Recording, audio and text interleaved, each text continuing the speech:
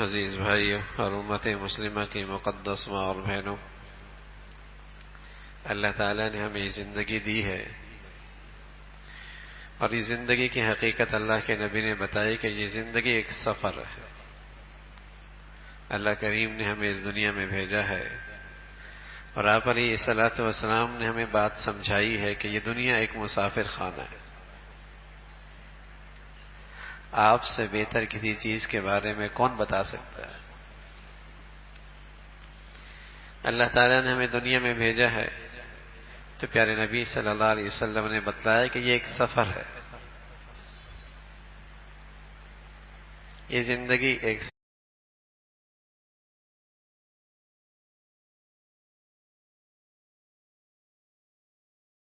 سفر ہے، یہ دنیا ایک مسافر خانہ ہے۔ اور اللہ کے رسول نے ہمیں بتایا ہے اس دنیا میں کامیاب انسان وہ ہے جو دنیا میں جائے، اس سفر سے اور واپسی ہو تو اللہ تعالیٰ اس سے راضی ہو۔ یہ اس دنیا کا کامیاب انسان ہے، چاہے وہ غریب ہے، چاہے وہ بیمار ہے، چاہے وہ جھونپڑی میں رہتا ہے، چاہے وہ کوٹھی اور بنگلے میں رہتا ہے، جب اس کا اس زندگی کا سفر ختم ہو رہا ہو اور اس کا اللہ اس سے راضی ہے، یہ کامیاب انسان، یہ خوش نصیب آدمی۔ اللہ کرے ہمیں یہ سبق یاد ہو جائے تو بہت سارے زندگی کے فیصلے ٹھیک ہو جائیں۔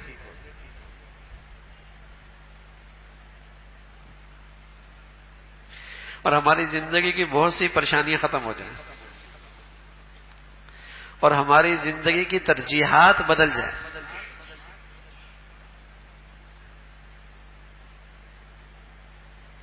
ہماری زندگی کے فیصلے ٹھیک ہو جائیں، ہماری زندگی کی ترجیحات ٹھیک ہو جائیں، اور بہت ساری جو پریشانیاں ہم نے بنا رکھی ہیں وہ پریشانیاں ختم ہو جائیں۔ اگر یہ سبق یاد ہو جائے اور اللہ کے رسول کی بات پہ دل و جان سے ایمان یقین نصیب ہو جائے کہ آپ نے ہمیں بتایا ہے کہ زندگی کیا ہے، ایک سفر ہے، یہ دنیا کیا ہے، ایک مسافر خانہ ہے، اور اس کارخانے میں اور مسافر خانے میں اور زندگی میں وہ شخص کامیاب اور خوش نصیب ہے کہ جب یہ زندگی کا سفر ختم ہو رہا ہو تو اس کا اللہ اس سے راضی ہو۔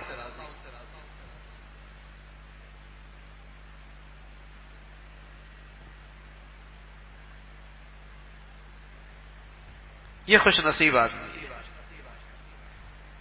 یہ کامیاب آدمی ہے، خوش نصیب آدمی ہے، عقل مند آدمی ہے، دور اندیش ہے، روشن خیال ہے کہ اس نے اس سفر کا تھوڑا سا وقت ایسے گزارا کہ اپنے اللہ کو ناراض نہیں ہونے دیا۔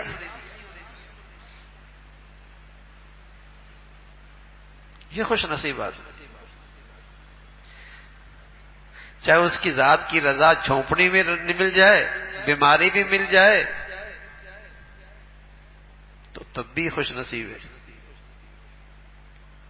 تب بھی یہ خوش نصیب ہے، اور چاہے اس ذات کی رضا صحت میں مل جائے، خوشحالی میں مل جائے، تب بھی خوش نصیب ہے۔ یہ سبق یاد ہو جائے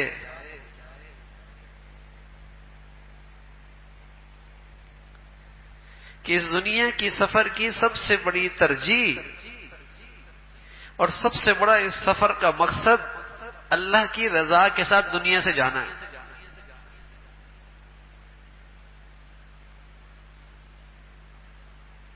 یہ ہے مقصد۔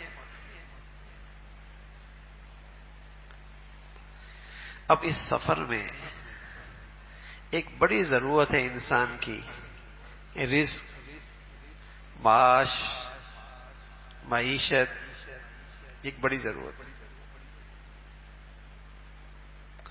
لیکن میرے عزیزو، اس کو ضرورت تک رکھنا، مقصد نہ بنانا۔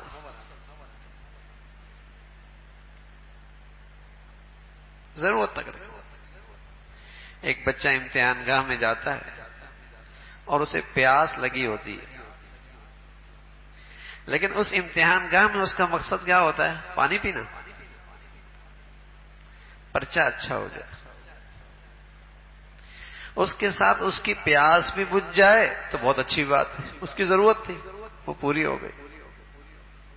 لیکن اگر پیاسی ہی پرچہ اچھا ہو گیا تو کیا کہیں گے؟ بڑا کامیاب ہے، بڑا خوش نصیب ہے، یہی کہیں گے نا، بڑا کامیاب ہے، خوش نصیب ہے کہ امتحان گاہ میں گیا، پرچہ اچھا ہو جانا اس کا مقصد ہے، پیاس بھی لگی ہوئی ہے، پانی بھی مل جائے اچھا ہے، لیکن کیا خیال ہے پانی کے خیال میں اپنا پرچہ چھوڑ دے گا؟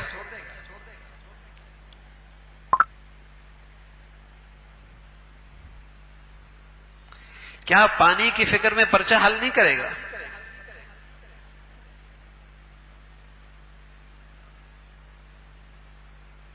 ہم اس مسافر خانے میں آئے، ہم اس امتحان گاہ میں آئے، اصل تو پرچہ ہے کہ ہمارا اللہ ہم سے راضی ہو جائے، اور ہماری ضرورت یہاں رزق بھی ہے، معاش بھی ہے۔ اللہ کی رضا کے ساتھ معاش مل جائے اور بھوک مٹ جائے اور بھوک پوری ہو جائے، بہت اچھی بات ہے، لیکن یہ بڑی کم عقلی ہوگی کہ اس معاش کی خاطر اللہ ہی کو ناراض کر دیں اور اس پرچے ہی میں فیل ہو جائیں۔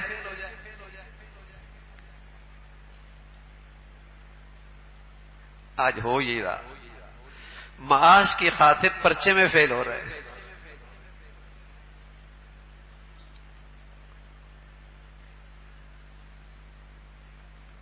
آج ہو یہ رہا، اپنے بچوں کا بھی پرچہ خراب کر رہے ہیں اس معاش کی خاطر، اپنی بچیوں کا بھی پرچہ خراب کر رہے ہیں اس معاش کی خاطر،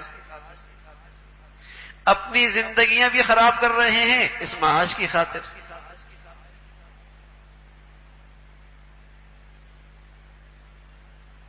امتحان گاہ میں بچہ پرچہ نہ دے اور پانی کی فکر میں لگ جائے تو آپ ڈانٹیں گے نا بچے کو، برا بلا کہیں گے کہ پرچہ ہی نہیں تم نے دیا اس کی خاطر۔ اور اگر تھوڑی سی تکلیف برداشت کر لے اور پرچہ اچھا کر لے تو اس کو بھی مزہ آئے گا، آپ کو بھی خوشی ہوگی، پرچہ تو اچھا ہو گیا نا میاں، پانی تو پی لیں گے۔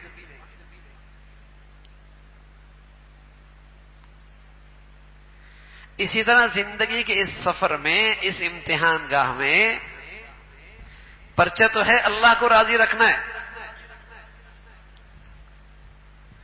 اور اس کے حکموں کی تعمیل کرنی ہے، ہر حال میں اس کی فرما برداری کرنی ہے۔ پرچہ تو یہ ہے، اس پرچے میں مجھے بھوک بھی لگتی ہے، معاش بھی میری ضرورت ہے۔ اگر اللہ کی فرما برداری کے ساتھ مل جائے تو بہت مبارک، اور اگر معاش میں کچھ کمی پیشی آ بھی گئی، اللہ راضی ہو گیا، تب بھی سمجھدار، عقل مند، خوش نصیب، کامیاب۔ یہی عقل مند ہے نا۔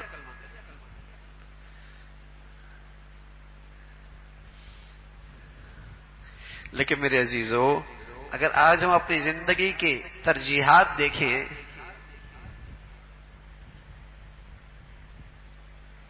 اور اپنی زندگی کا رہن سہن دیکھیں اور ہماری زندگی کے مقاصد دیکھیں تو ایسا لگتا ہے سب سے پہلا مقصد معاش ہے۔ بچیوں کی شادی کس کو دیکھ کے کرتے ہیں؟ بچوں کو رشتے کس بنیاد پہ کرتے ہیں؟ اپنے بچوں کی تعلیم کے فیصلے کس کو سامنے رکھ کے کرتے ہیں؟ اللہ کی رضا کو سامنے رکھتے ہیں یا معاش کو سامنے رکھتے ہیں؟ بچیوں کے رشتوں میں اللہ کی رضا کو سامنے رکھتے ہیں یا معاش کو دیکھتے ہیں؟ بچیوں کے فیصلے میں معاش کو دیکھتے ہیں یا اللہ کی رضا کو دیکھتے ہیں؟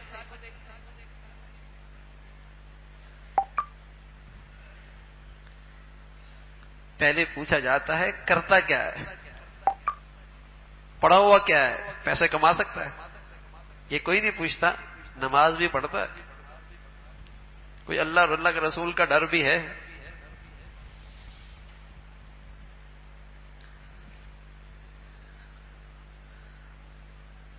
یہ ترجیحات میں نہیں ہے نا. معاش ترجیحات میں ہے. معیشت. اور سچ یہ ہے میرے عزیزو کہ رزاق اللہ، رزاق اللہ. معیشت کے بارے میں ہمیں ہمارے دین نے یہی سبق دیا کہ رزاق اللہ. تم رزق اور معاش کے لیے اسباب تو اختیار کر سکتے ہو، محنت تو کر سکتے ہو، وسائل تو استعمال کر سکتے ہو، لیکن رزق حاصل ہو جانا یہ تمہارے اختیار میں نہیں. دو بھائی ہیں، ایک جیسی دکان کھلی ہے، ایک کے پاس بائر آتا ہے، دوسرے کے پاس نہیں آتا. ایک کا مال بکتا ہے، دوسرے کا نہیں بکتا. دونوں زمینیں ایک ساتھ ہیں، ایک کا پھل آتا ہے، ایک کا بیج مر جاتا ہے. دونوں کی زمینیں قریب قریب ہیں، ایک کی زمین کا پھل پروان چڑھتا ہے، دوسرے پر طوفان آ جاتا ہے.